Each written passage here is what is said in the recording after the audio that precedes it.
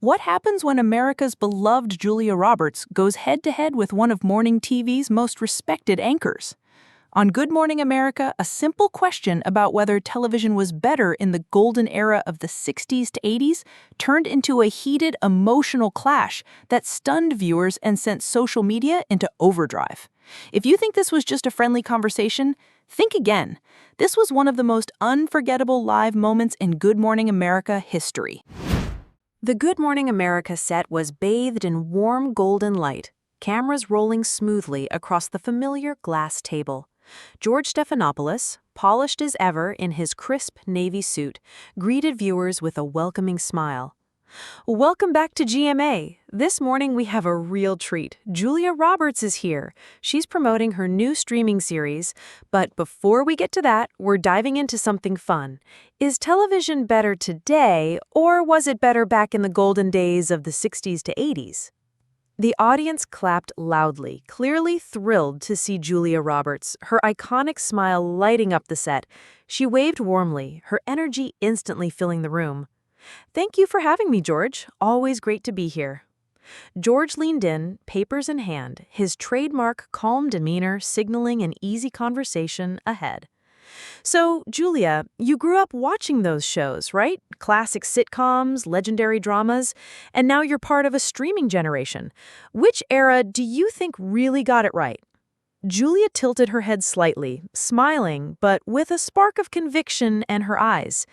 You know what, George? I'm going to say it. Television from the 60s, 70s, even the 80s was better. It was simpler, more family-oriented, and it brought people together in a way that today's streaming culture just doesn't. The audience murmured in agreement, a few nodding emphatically. George raised an eyebrow, his journalistic curiosity kicking in. Better. I mean, sure, nostalgia is strong, but come on, we've got groundbreaking shows now, massive budgets, global reach. You really think the old days top today? Julia leaned forward slightly, her voice firm but warm. It's not just nostalgia, George. Back then, families would gather around one television, watch the same thing at the same time. There was something beautiful about that shared experience. Now, everyone's in their own rooms, on their own devices, watching their own shows. We've lost that connection. The audience applauded, a few shouting, "That's true!" George smiled, clearly intrigued.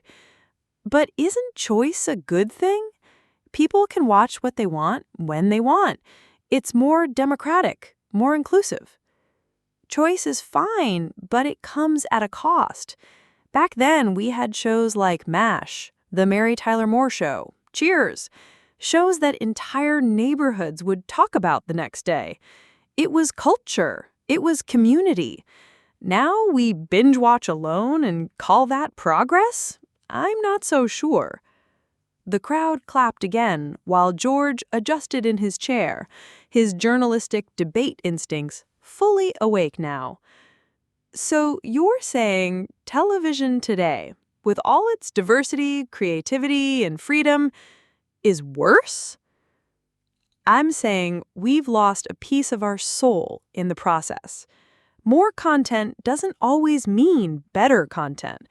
It just means more noise. The tension was building, and it was clear this wasn't going to be just another lighthearted morning chat.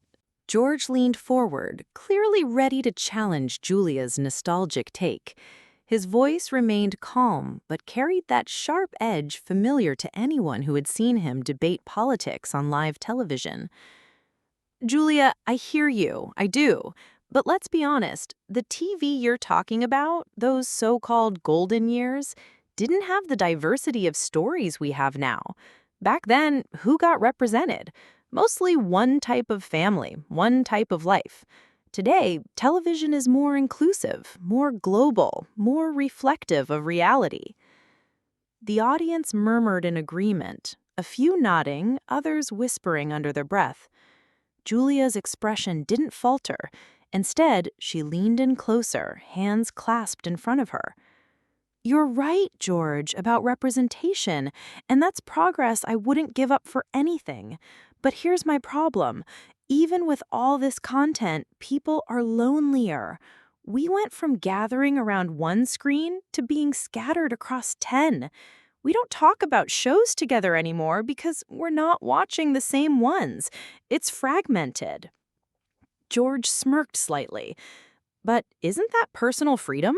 You're saying families have to watch the same show to be connected? Times change. People connect differently now.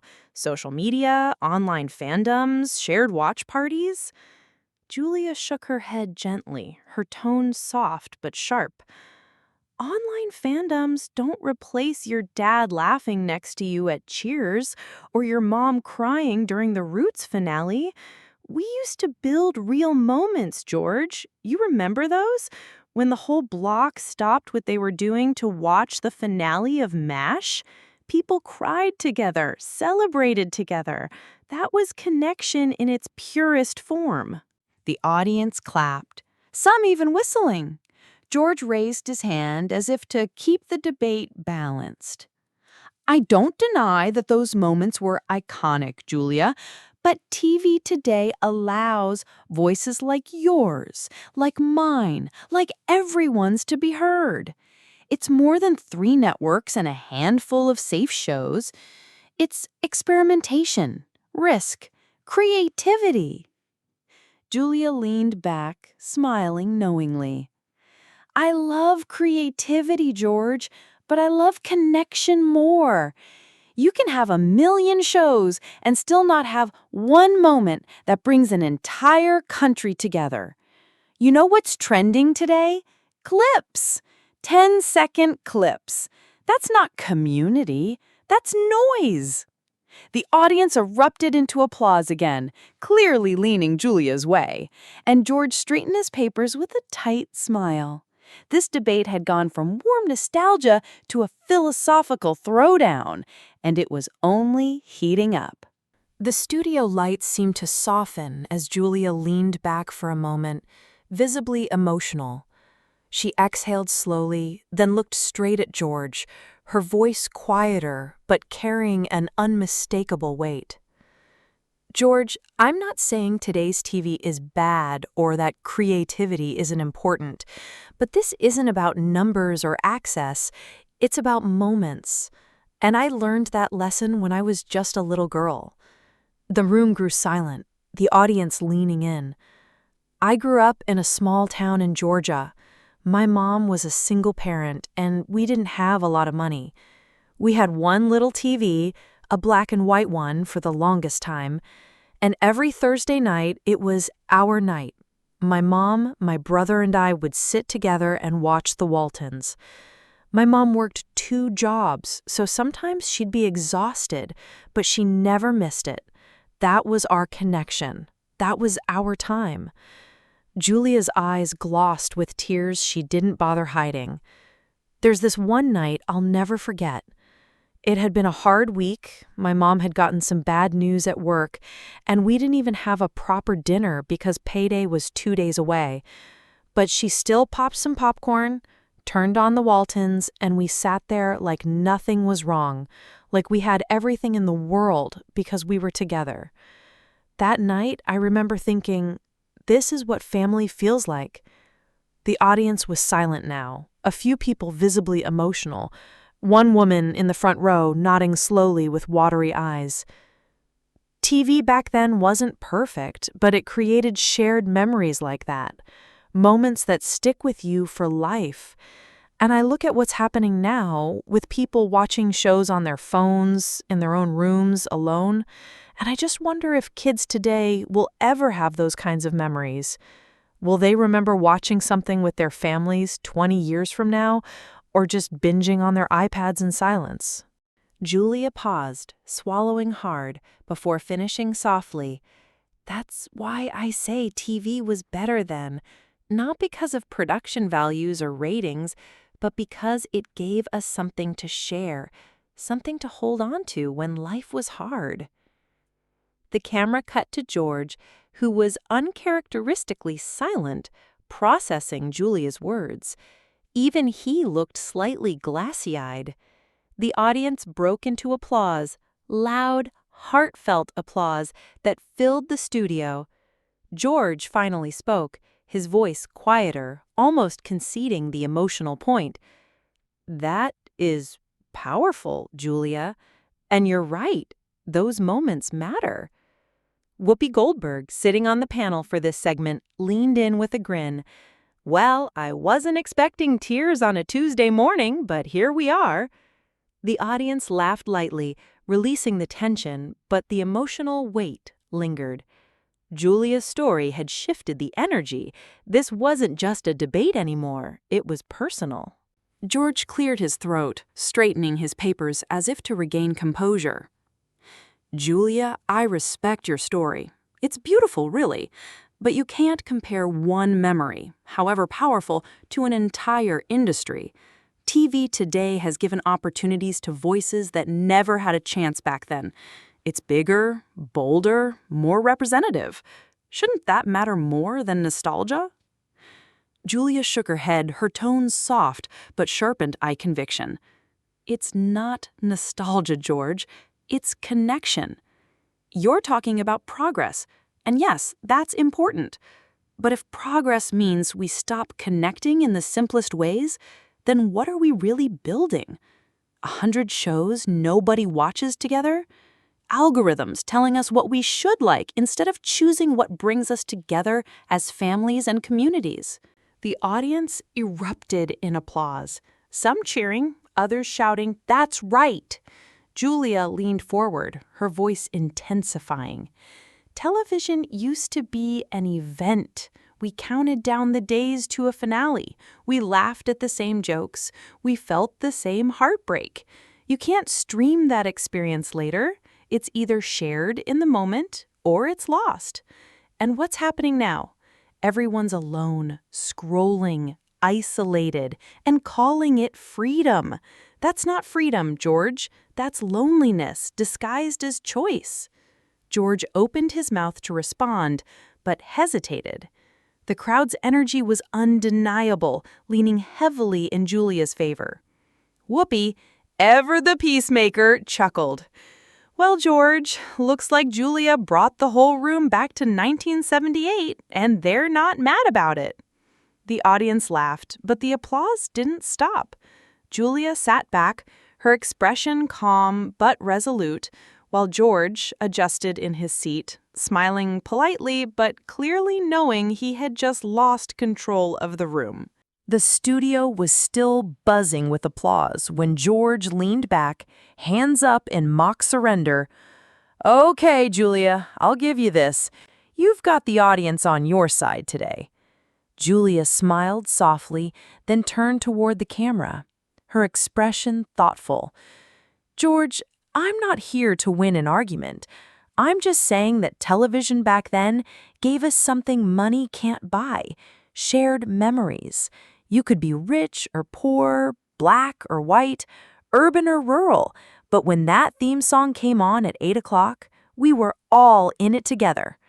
For half an hour or an hour, nothing else mattered. We laughed together, cried together, lived together in those moments." She paused, her eyes flicking briefly upward as if recalling another memory. "And maybe it's because I'm a mom now, but I look at my kids, headphones in, streaming different things on different devices, and I wonder, will they ever know what it feels like to laugh at the same joke at the same time as their mom and brother? Or to sit down and count down to an episode because everyone in America is watching it that night?